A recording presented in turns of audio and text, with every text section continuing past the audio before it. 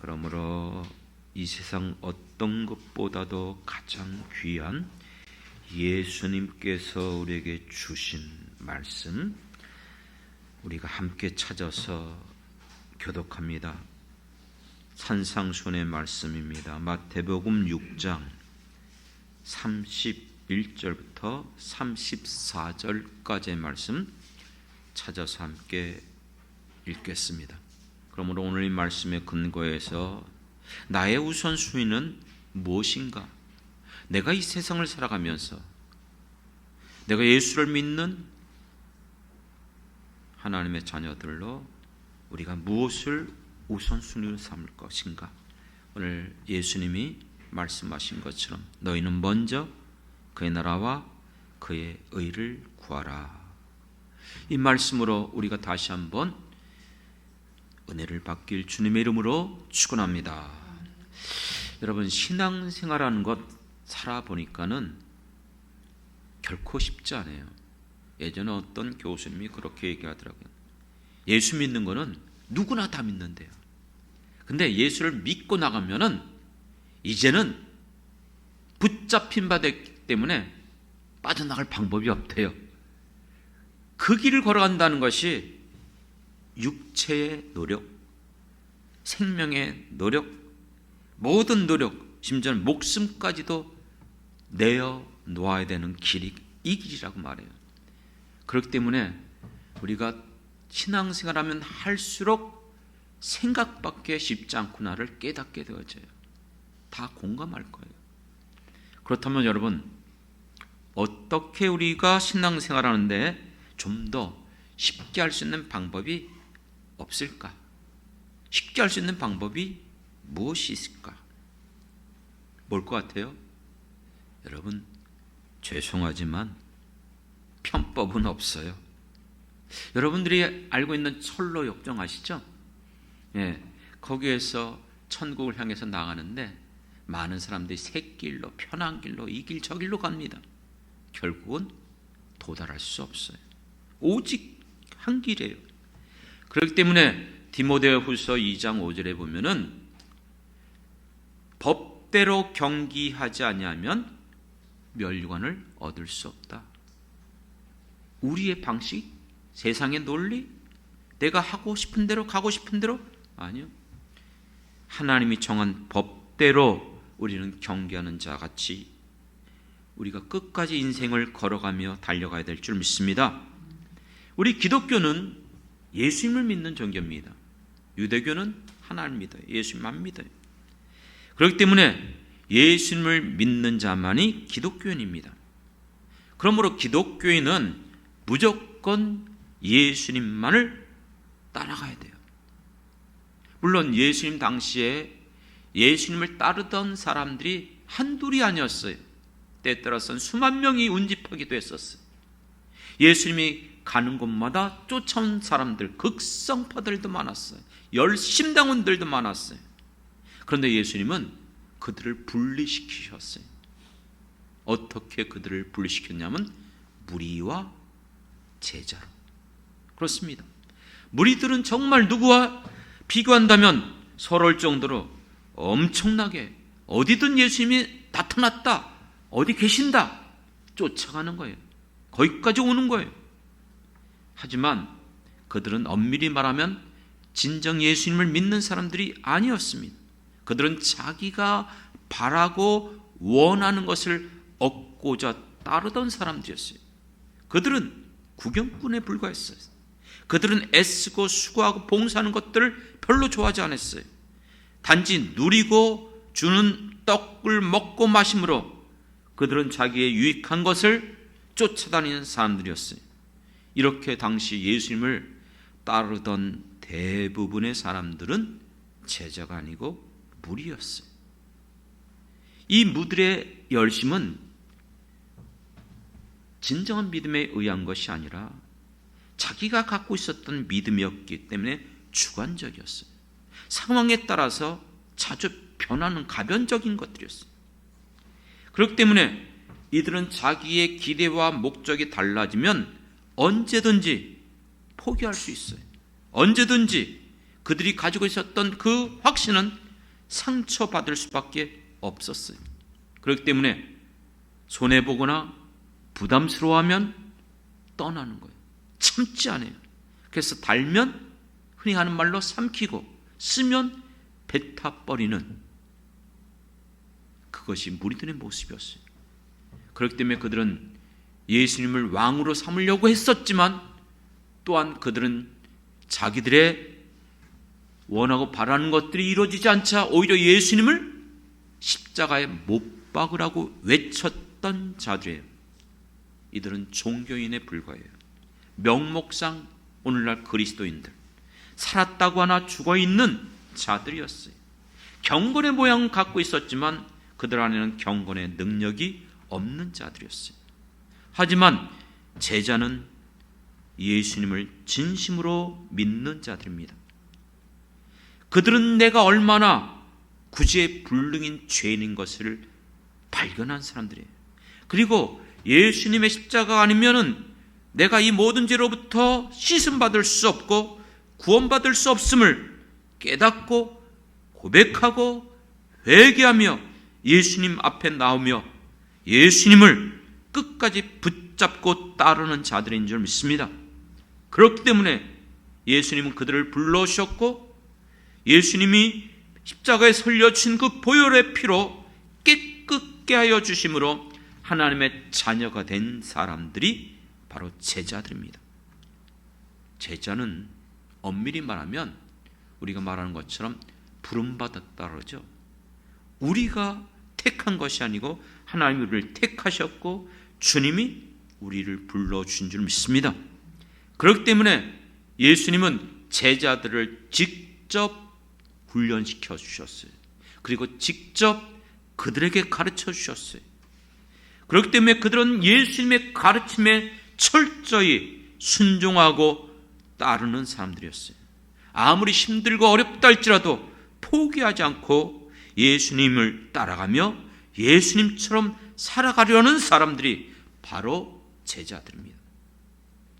제자는 그렇기 때문에 반드시 예수님의 가르침을 따라야 됩니다.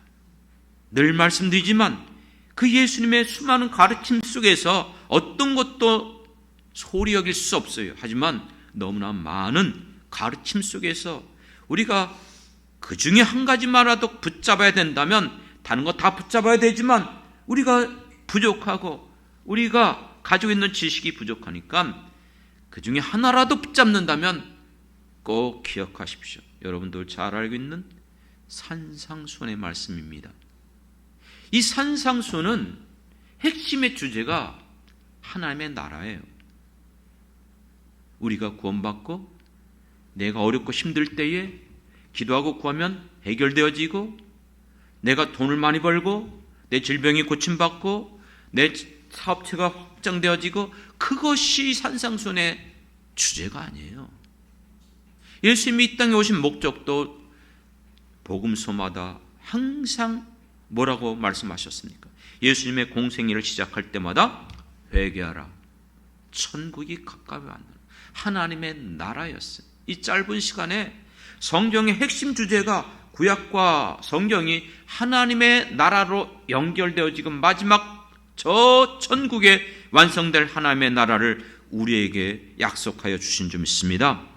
그렇기 때문에 하나님의 나라의 백성들로 살아가기 원한다면은 여러분들이 어떤 것이 행복한 것인가? 이 땅에 있는 것들을 여러분 잡고 이 세상에 있는 것들을 놓치지 않고 이 세상에 있는 것들을 추구하는 것 결코 그건 행복한 것이 아니에요. 우리는 그렇게 안 살아봤기 때문에 좀 그럴 수는 있어요. 그러나 그 모든 것들을 다 누리고 경험하고 얻었던 솔로몬의 고백이 무엇입니까? 그 모든 것들을 얻었다 할지라도 부귀 영화 권세 그 모든 쾌락 모든 즐거움 그건 바람 잡는 것 같아요. 잡을 수가 없어요. 그리고 그 모든 것들은 헛되며 헛되고 헛되도다. 헛된 인생 가운데 헛된 걸 잡으려는 어리석은 사람이 되면 안 됩니다. 그렇기 때문에 여호와를 경외하는 자만이 헛되지 않는 인생을 살아갈 수 있음을 믿으시기 바랍니다.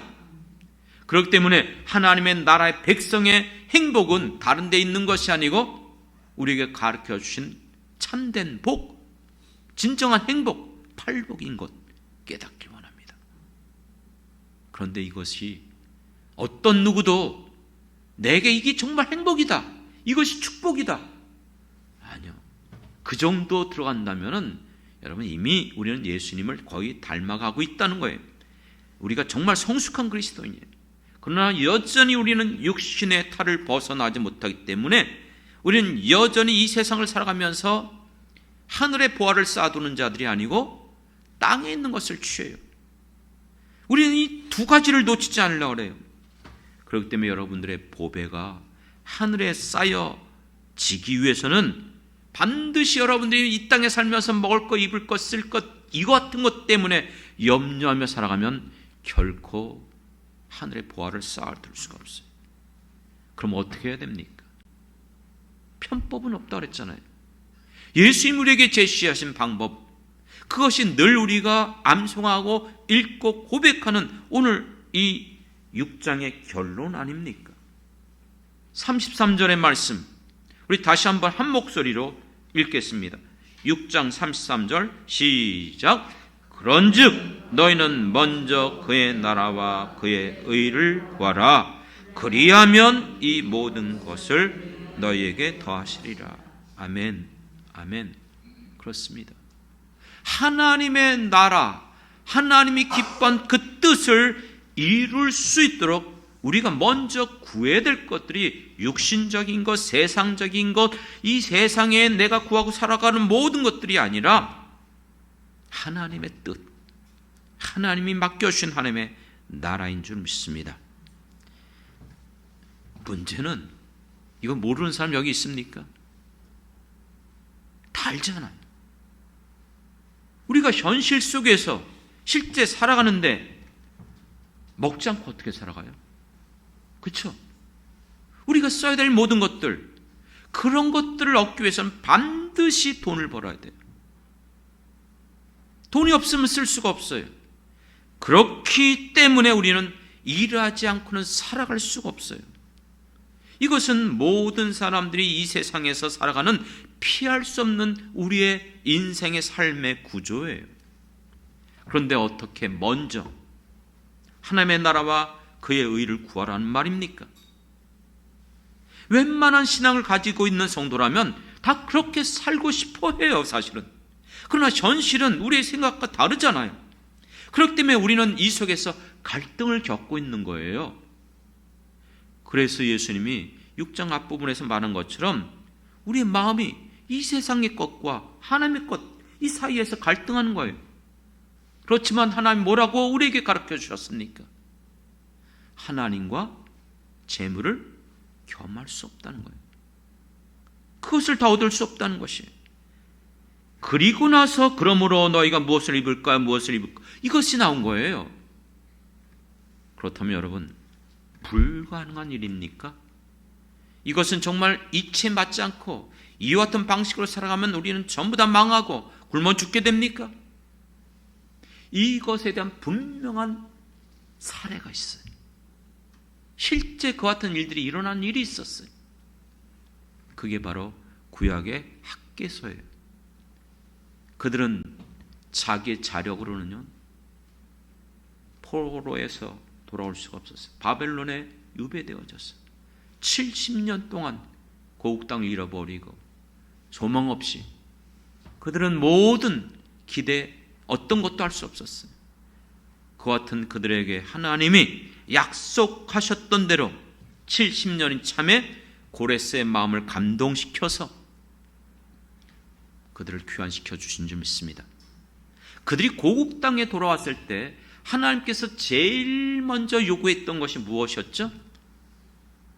무너진 성전을 다시 재건하라, 건축하라는 것입니다. 단지 건물, 성전 건축하라는 뜻이 아니라 그랬죠. 깨어졌던 하나님과의 관계, 우선순위, 우리의 모든 삶의 중심은 하나님께 있음을 믿습니다. 인간의 생사복을 주관하시는 이가 하나님이시잖아요. 그렇기 때문에 이제 너희 조상들이 나를 버리고 너희들이 나를 떠나서 우상 숭배하며 거역했던 불순종했던 이 삶을 너희가 이제는 끊어버리고 나와 올바른 관계를 맺으라는 거예요. 그러기 위해서 모든 삶의 중심이 그 당시 성전이었던 거예요. 믿습니까? 그런데 성전을 건축하다가 그만 중도에 그만두었어요. 멈춰서게 됐어요. 이유가 무엇이었습니까? 두 가지였어요. 외부 세력의 반대가 있었던 거예요. 조서를 꾸며서 집어여서 반역하려고 한다고 그렇게 모의하고 그렇게 이와 같은 거짓된 조서를 보내므로 그것으로 압박을 받기도 했었어요. 그러나 그것보다도 실질적으로 중요한 중단된 이유가 무엇이죠? 돌아와 봤지만 고국 땅은 다 황무케됐어요. 황폐가 되어져 있어요. 남아있는 게 없어요. 집도 논도 밭도 어떤 것도 먹고 살라고 하니까 여러분 어떻게 먹고 살아요? 이런 상황 속에서 성전을 건축한다는 것은 어불성설, 맞지 않는 거예요. 그러니까 이 인간이 가지고 있는 이성과 경험으로 볼 때에 내가 먼저 잘 돼야지, 내가 힘이 있어야지. 여러분 이 세상 가운데 내가 힘이 없고 가진 게 부족하면 무시당해요. 업신여김 당하지 않습니까? 오륜교회 그 목사님도 우리 많은 목회자들 앞에서 그렇게 세미나하면서 저도요 개척교회 할 때 보니까 성도들이 얼마나 무시하는지 내 말을 정말 하찮게 여기더라고요. 힘이 없고 작으면 그렇게 성도들까지도 교회를 무시해요. 그렇습니다. 그러니까 내 문제를 해결하기 위해서 그들은 자기 집을 먼저 건축했고 그리고 자기들이 먼저 이제 먹고 살기 위해서 파종하고 많은 것들을 심었어요. 그런데 문제는 무엇이었죠? 그들이 기대하고 바란 것 원한 대로 얻었습니까? 얻지 못했어요. 이유가 뭐예요? 하나님이 그렇게 했다는 거예요. 한재를 보내고 깐부기를 내게 했다는 거예요. 아니 왜 하나님이 그렇게 하시죠? 그 이유가 뭐예요? 하나님의 명령대로 순종하고 복종하라는 거예요. 이 말을 들었던 이스라엘 백성들이 놀랍게도 학개 선지자에게 따지고 항변하고 아니 선지자님 지금 우리 상황 몰라요? 지금 어떤 일 당신이 이래 보세요. 아침 일찍부터 밤늦게까지 수고해도 이게 정말 먹고 살까? 입에 풀칠하고 살아가는데 뭐라고요? 여러분 항변했습니까? 그것에 대해서 원망불평했습니까? 놀랍게도 이 말을 들은 그들이 어떻게 됐다? 흥분케 되었다. 감동을 받았다. 믿습니까? 그리고 그들은 자기들이 깨달아 내가 애쓰고 수고한다고 해서 내 힘으로 내 능으로 되는 것이 아니구나. 그리고 그들은 성전 건축을 하기 시작했습니다. 그럴 때 학개 선지자를 통해서 또다시 그들 가운데 말씀하여 주셨습니다. 너희가 지금까지 살은 것들을 다시 한번 살펴봐라. 여전히 너희들은 부정하다. 여전히 너희들은 허물이 많다. 그렇지만 이제 내가 너희를 복을 주겠다. 할렐루야. 예수 믿는 우리들이 정말 깨끗합니까? 의롭고 주님 앞에서 우리는 우리의 모든 행위가 아니요. 우리도 마찬가지예요. 여전히 우리도 부정해요. 여전히 허물이 많아요. 여전히 예수님의 십자가가 아니면 깨끗함을 얻을 수가 없어요. 하지만 우리가 예수 그리스도를 믿음으로 하나님의 자녀가 되어졌기 때문에 하나님이 우리의 아버지가 되어주시는 줄 믿습니다. 우리를 고아와 같이 버려주시지 않는 줄 믿습니다. 그러므로 사랑하는 성도 여러분, 이거는 실제 상황이에요. 그렇기 때문에 오늘 우리들에게도 이와 같은 정말 하나님의 나라와 하나님의 의를 구할 수 있는 우리 사랑하는 성도들이 되길 주님의 이름으로 축원합니다. 그렇다면 왜 우리에게 그렇게 하지 못할까? 30절에 보니까 오늘 있다가 내일 아궁에 던져지는 들풀도 하나님이 이렇게 입히시거든 하물며 너일까 보냐. 그러면서 마지막 30절 하반절 끝에 믿음이 작은 자들아. 우리가 하나님을 믿는다고 말하지만 가만히 살펴보면 믿음이 작은 거예요. 믿음이 없는 거예요. 여러분, 믿음이라는 것은 하나님에 대한 100% 신뢰인 줄 믿습니다. 90% 신뢰, 그거 믿음 아니에요. 아직도 믿지 않는 거예요. 그것은 마치 나사로를 살리러 왔던 예수님이 이제 마르다에게 이제 내 어비가 살아날 걸 믿느냐? 믿나이다. 그렇게 얘기했어요. 이제 살리러 가자 그랬더니 뭐래요? 예수님, 이미 죽은 지 사흘이 됐다는 거예요. 살아날 수 없다는 거예요. 마지막 때나 살아날 수 있다는 거예요. 아니요, 믿지 않았다는 거예요. 내가 곧 부활이요 생미라 했어요. 나를 믿는 자는 살아서도 살고 죽어서도 살아나리라. 믿습니까? 여러분, 그렇기 때문에 우리가 이 믿음을 가져야 되는데 왜 믿지 못할까? 믿는다고 하면서 왜 우리의 믿음이 흔들릴까? 우리 안에 있는 그 경험, 내가 가지고 있는 그 짧은 지식 때문에 그것으로 하나님을 어떻게 이해해요? 그것으로 어떻게 하나님을 우리가 설명할 수 있어요? 그러니까 믿어지지 않는 거예요. 여러분, 믿음은 어디서 와요? 들음에서 오죠. 들으면 뭐예요? 그리스도의 말씀, 하나님의 말씀이에요. 내 지식, 내 경험, 세상에 있는 것들이 아니라 하나님의 말씀만이 우리의 믿음의 근거가 되는 줄 믿습니다. 그렇기 때문에 진정한 믿음은 바랄 수 없는 가운데도 믿는 것이 믿음이에요. 그것이 아브라함의 믿음이었잖아요. 아브라함은 믿음의 조상. 로마서 4장 18절에 보면 아브라함이 바랄 수 없는 중에 바라고 믿었으니. 왜 바랄 수 없었어요? 그때 나이가 100세였고 아내는 이미 그렇죠? 다 끝났어요. 그러니까 여러분, 바랄 수 없다는 것은 기대하고 소망하는 것이 사라지다, 이런 뜻이에요. 이걸 좀 더 말하면 우리가 소망할 수가 없는 상황 속에서 체념하고 포기했다. 체념이라는 것은 내가 품었던 기대, 바라는 희망 버린 거예요. 이젠 더 이상 기대하지 않겠다 하는 마음이 체념이에요. 그러니까 바랄 수 없었다는 것은 체념한 거예요. 이젠 더 이상 소망을 가질 수 없어요. 그런 상황 여러분 경험해 봤어요? 별로 없을 거예요. 그런데도 여러분, 우리가 그 믿음을 갖지 못해요. 그렇기 때문에 아브라함은 하나님으로 인해서 내 후손이 이와 같으리라 하신 말씀, 그것을 믿은 거예요. 하나님의 말씀을 믿었기 때문에 그의 믿음이 오히려 흔들리지 않았다. 할렐루야. 그러므로 우리의 믿음은 나로부터 오는 것이 아닙니다. 믿음은 주님으로부터 오는 것이에요. 아까 말씀드렸던 무리들은 자기들이 믿고 자기들이 의지하는 것을 따라다녔지만 제자는 예수님만 믿고 예수님만 따라가는 자인 줄 믿습니다.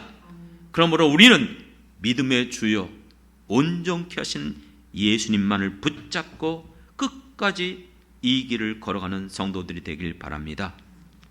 두 번째는요, 25절부터 이 본문이 34절까지가 한 단락이에요. 그러므로 이렇게 나왔어요. 그런데 25절부터 34절까지 제일 많이 나오는, 반복하는 단어가 뭔지 아십니까? 중요한 단어라 했지, 이럴 때 염려하지 마라. 염려하지 마라. 누가 염려하느냐? 염려하여 이르기를 염려함으로 염려하라. 계속해서 염려하지 말 것을 말하고 있어요. 여기서 사용된 이 염려라는 단어의 뜻을 살펴보면요, 이 염려는 세상에 살아갈 일에 대한, 장래에 대한 염려예요. 문제는 뭘까요? 장래는 아직 안 일어났어요. 그리고 장래에 어떤 일이 일어날지도 알 수 없어요. 그런데도 염려하고 그것 때문에 걱정하는 거예요. 그리고 27절의 말씀처럼 이와 같은 염려, 27절, 누가 염려함으로 그 키를 한 자라도 더할 수 있느냐? 염려한다고 내가 해결할 수 있는 문제가 아니에요. 사랑하는 성도 여러분, 장래는 누구 손에 있어요? 누가 우리를 먹이시고 입히신다고요? 그렇기 때문에 이 염려는 아까 말한 것처럼 하나님에 대한 뭐가 없었기 때문에, 믿음이 없기 때문에 일어나는 거예요.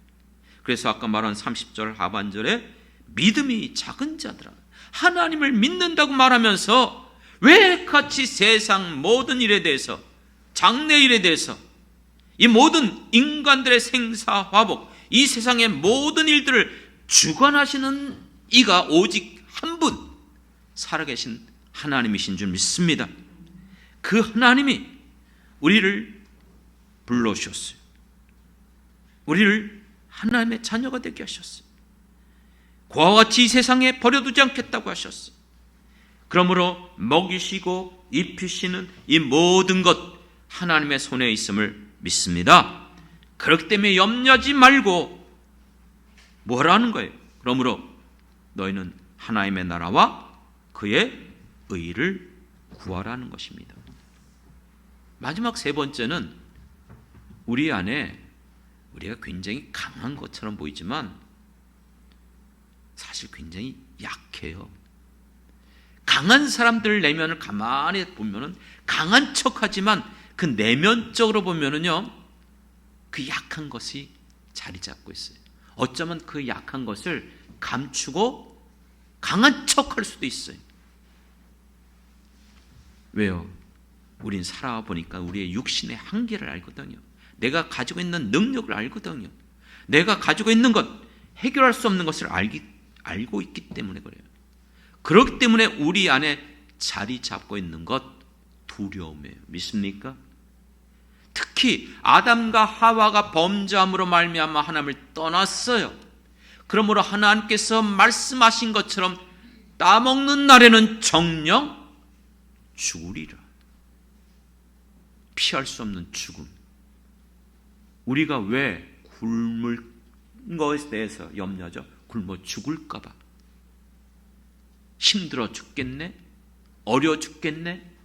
옛날 우리 어르신들이 자주 한 말이 뭐예요? 죽겠네, 죽겠네, 죽겠네.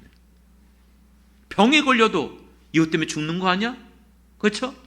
그렇기 때문에 우리에게 있어서 내면에 자리 잡고 있는 이 두려움, 이 두려움을 물리쳐야만이 됩니다. 마태복음 14장에 보면 예수님께서 풍랑이는 제자들 가운데 물 위로 걸어 오십니다. 두려워 떨고 있는 이 풍랑 가운데 배가 파손돼서 물에 빠져 죽을 것 같은 그 두려움 속에 빠져 있는 그들을 향해서 예수님께서 뭐라고 말씀했습니까? 즉시 이르시되 안심하라, 나니 두려워하지 말라. 할렐루야. 예수님을 그들에게 보여주셨습니다. 내가 여기 있다. 안심하라. 나다. 너와 지금 내가 함께하고 있다. 두려워하지 말라. 그럴 때 베드로가 예수님을 바라보면서 주님이시거든 나를 명하여 물 위로 걸어가게 하소서. 그래서 물 위를 걸어갔잖아요. 어떻게 해요? 주님을 바라볼 때는, 주님을 붙잡을 때는. 그런데 그가 왜 물에 빠졌죠? 주님을 놓쳐버린 거예요. 주님을 보지 못하는 거예요. 그리고요, 옆에서 풍랑이는 바람과 물결을 보고 무서워하여, 두려워하여 빠져 죽겠다. 사랑하는 성도 여러분, 우리도 이 땅에 살아가면서 왜 염려하고 걱정하며 두려워하죠? 주님을 바라볼 때는 내 안에 믿음이 있는데 주변에 일어난 이 역경, 고난, 환난의 물결이 나에게 계속 몰아칠 때에 이건 내 힘으로 할 수 있는 방법이 없어요. 이렇게도 해결되지 않아요. 염려, 걱정, 근심이 나를 몰아치는 거예요. 심지어는 어떤 때는 야, 이래서 자살하나 보다. 야, 이래서 정말, 그래서 그냥 아유, 죽고 싶다, 이런 말이 우리에게도 나오는 거예요. 여러분, 그거를 바라보는 것이 우리가 아니에요. 우리의 두려움은 세상으로부터 오는 것입니다. 질병으로부터, 사업으로부터, 힘들고 어려울 때, 환난이 닥칠 때 모든 사람은 염려하고 근심하며 두려워합니다. 하지만 믿음의 사람들, 예수를 믿는 우리들은 하나님이 나와 함께 하신다, 예수님이 나와 동행하여 주신다, 성령님이 내 안에 거신다, 그러면 내가 어떤 일이 일어난다 할지라도 나는 염려하지 않겠노라, 넉넉히 견디고 승리할 수 있게 하여 주실 것을 믿습니다. 이게 우리의 믿음이에요. 믿습니까? 그렇기 때문에 주는 나를 돕는 자신이 내가 누구를 무서워하리요, 누구를 두려워하리요 고백하며 믿음 안에서 살아가는 우리 성도들이 되기를 주님의 이름으로 축원합니다. 사랑하는 성도 여러분, 지금 여러분들이 무엇 때문에 낙심하고 있죠? 두려워하고 있고 불안한 것이 무엇입니까? 주님은 분명히 우리에게 말씀하십니다. 내 영혼아, 내가 어찌하여 낙심하느냐? 너는 하나님으로 인해서 소망을 두라. 이게 시편 42편의 말씀이에요. 내 영혼아, 내가 어찌하여 낭망하느냐?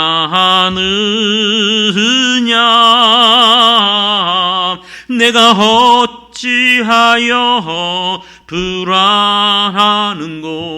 너는 너의 하나님을 바라라.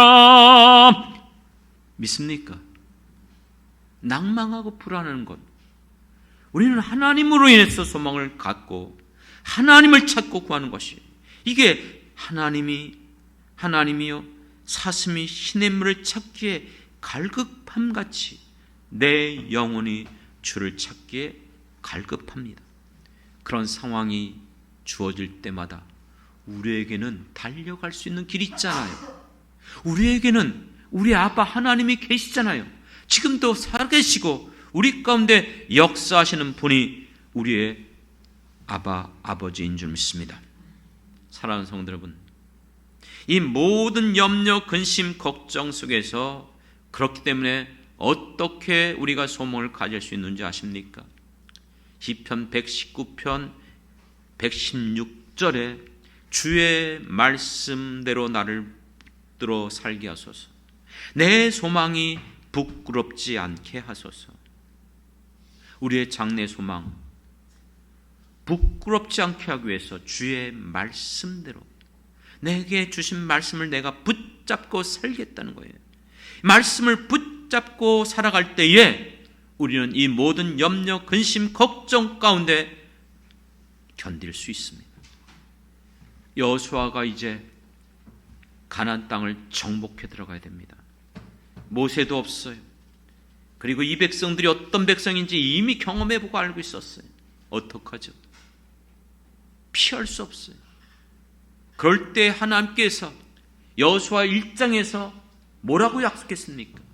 여호수아 1장 6절 9절에 보면 강하고 담대하라, 내가 너희에게 주리라고 약속한 그 땅을 주겠다는 것이에요. 그리고 놀라지 말라, 내가 어디로 가든지 너와 함께 하겠다고 약속해 주셨어요. 믿습니까? 그런데 6절과 9절이 두 번 반복해서 6절에서 이 말씀 동일하게 하고 9절에서 이 말씀하고 있어요. 그러면 7절, 8절이 중심절이에요. 그 중심절이 무엇인 줄 아십니까?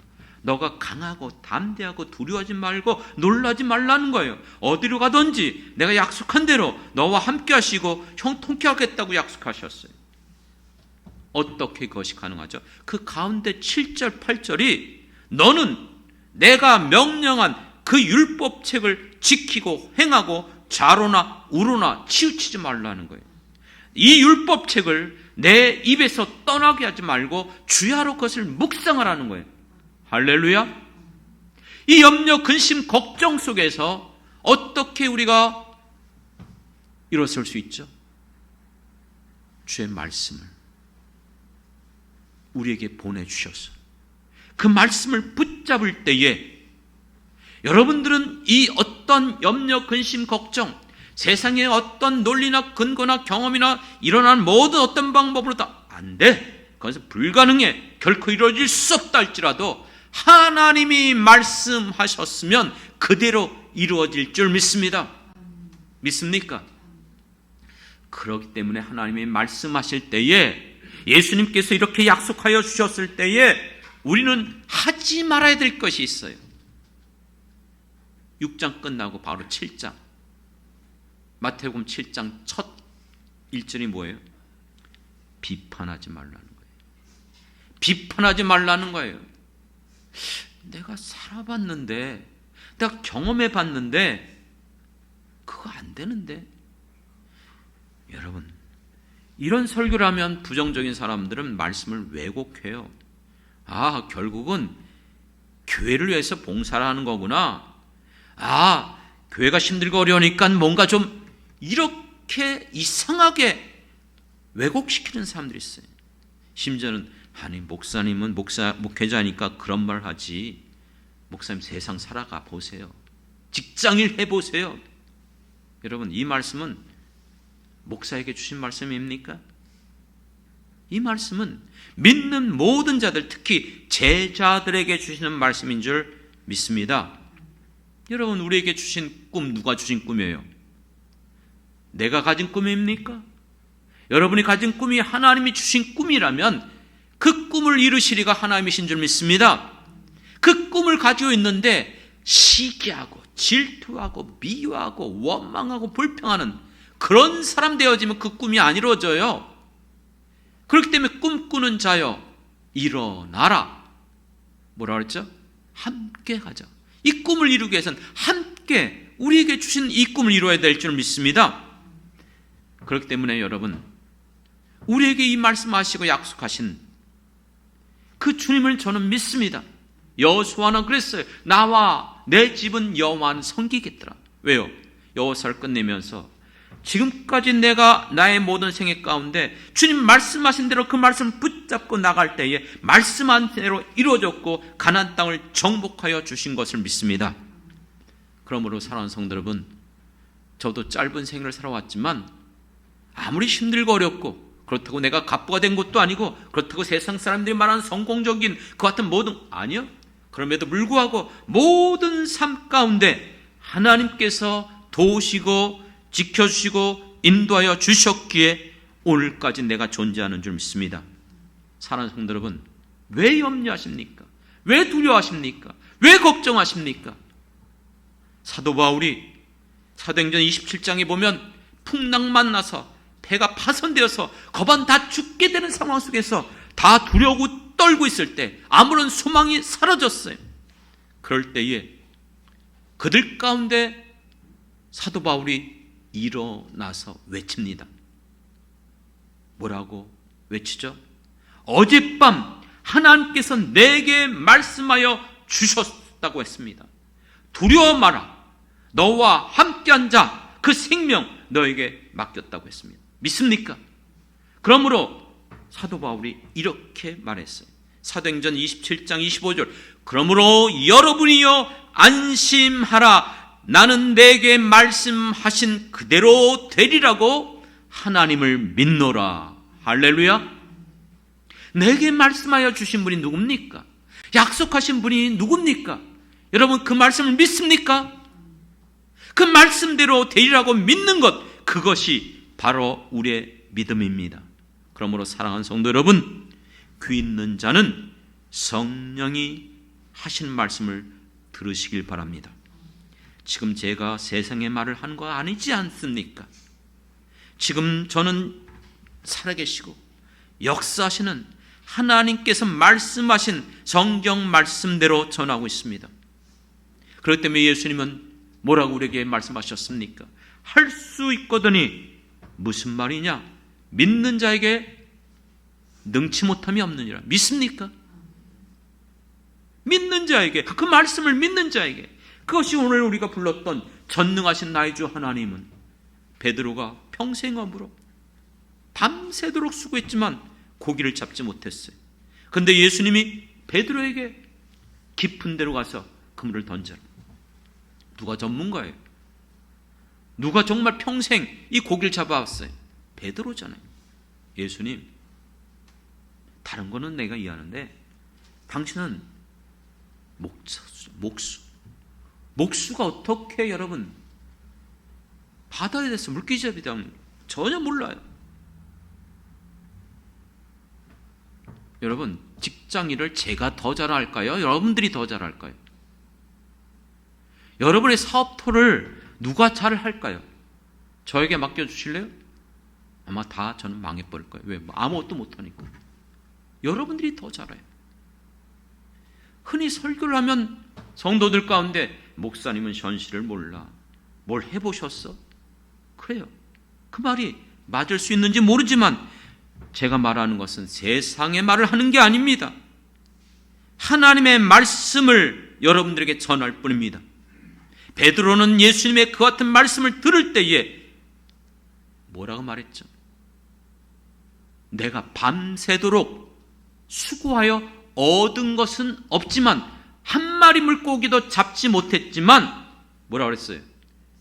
말씀에 의지하여 그물을 내리리라. 그럴 때에 자기의 경험, 자신의 그 지식으로 받아들일 수 없었던, 이해할 수 없었던 놀라운 기적을 경험하게 된 줄 믿습니다. 말씀을 이제 마치려고 합니다. 이렇게 오늘도 주의 종을 통해서 성경에 기록된 하나님의 말씀, 예수님의 말씀을 여러분들에게 전해드리고 있습니다.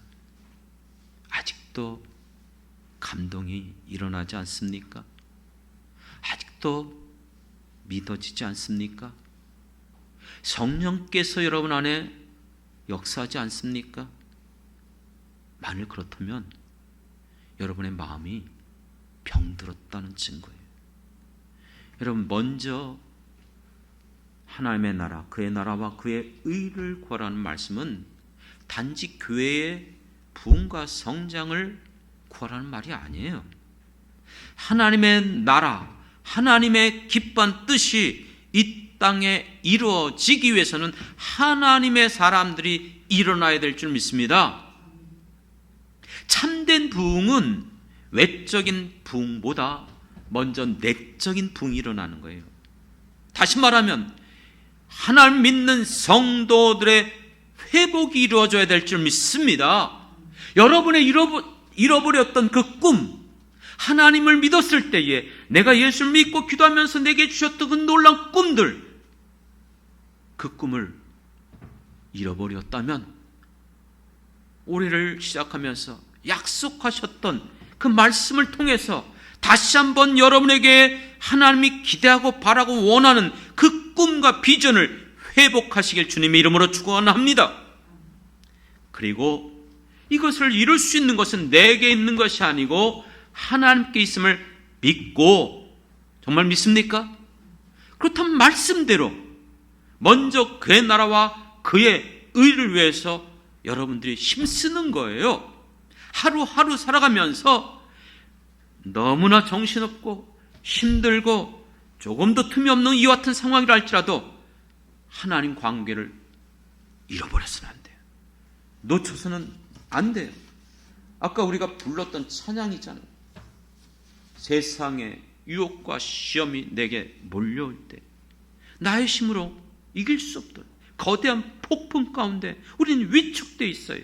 거짓과 속임수를 둘러보면 우리가 어디로 갈지, 그래서 악한 마귀 사단은 지금도 공중의 권세를 잡고 우리를 실패와 절망으로 무너뜨리고 있는 거예요. 주위를 보면 나밖에 없어요. 나 혼자밖에 없는 것 같아요. 하지만 믿음의 눈을 열고 보면 우리와 함께 하시는 주님이 계심을 여러분들이 분명하게 발견하길 주님의 이름으로 축원합니다. 그러므로 다시 한번 주님 앞에 나가는 거예요. 지난주 설교 기억나시죠? 우리가 어떤 길로 내려가야 돼요? 길갈입니까? 복임입니까? 길갈로 내려가는 사람은 언제나 하나님과의 관계를 회복해야 돼요. 더러운 옷을 벗어버려야 돼요. 우리의 모든 죄를 낱낱이 다시 한번 깨끗함을 얻어요. 그래야 하나님과의 관계를 회복하고 그 하나님을 바라보면서 믿음으로 나갈 때에 길갈로 시작해서 여리고성 난공불락 도무지 이스라엘 백성의 힘으로는 정복할 수 없는 그 여리고성을 정복시키고 모든 그 가나안 땅을 정복하여 주신 줄 믿습니다. 하지만 복임은 하나님 믿노라고 하면서도 내 언약을 버리고 세상과 짝하고 그들과 언약 믿고 세상의 우상들을 따라가던 그들, 수치를 당하는 거예요. 그들은 그 같은 고통 가운데 근심하면서도 놀랍게도 하나님을 안 찾아요. 하나님을 구하지 않아요. 사랑하는 성도 여러분, 그렇기 때문에 내가 하나님 앞에 회복될 때에 주님의 그 긍휼함을 얻게 될 줄 믿습니다. 그러므로 이 시간 우리는 정말 회복돼야 돼요. 주님, 나를 불쌍히 여겨 주옵소서. 나의 모든 연약함을 다시 한번 붙들어 주시옵소서. 하나님께서 내게 맡겨주신 하나님의 나라와 주님의 몸된 교회와 내 가정, 내게 주신 직장과 이 사업터를 통하여 하나님 앞에 쓰임받게 하여 주시옵소서. 그러므로 내 평생의 소원 오직 주님의 기쁨 되길 원합니다. 살든지 죽든지 주님만 존귀케 하는 삶을 살게 도와 주옵소서. 이와 같은 마음으로 다시 한번 올해를 시작하면서 벌써 1월 달도 세 번째 주일을 맞이합니다. 사랑하는 성도 여러분, 저는 그렇게 살아가지 않았어도 알아요. 여러분들이 얼마나 힘들어하고 얼마나 정말 저렇게 애쓰고 있는지. 그렇지만 이런 말씀을 드린다는 것이 이것이 하나님의 뜻이에요. 이것이 하나님의 약속이에요. 믿습니까? 여러분들이 한번 정말 올 한 해 이렇게 한번 살아가 보세요. 저는 정말 주님을 믿습니다. 내게 말씀하신 대로 이루어지실 주님을 믿습니다. 그 말씀을 믿습니다. 사랑하는 성도 여러분, 그러므로 우리를 통해서 올 한 해 우리에게 주신 이 놀라운 꿈을 이루어드리고 정말 하나님 앞에 아름답게 쓰임받고 여러분의 인생도 복된 인생을 살아갈 수 있도록 믿음으로 반응하며 말씀 붙잡고 끝까지 주님이 우리에게 보여주신 그 길을 따라 승리하는 저와 여러분 되길 주님의 이름으로 축원합니다.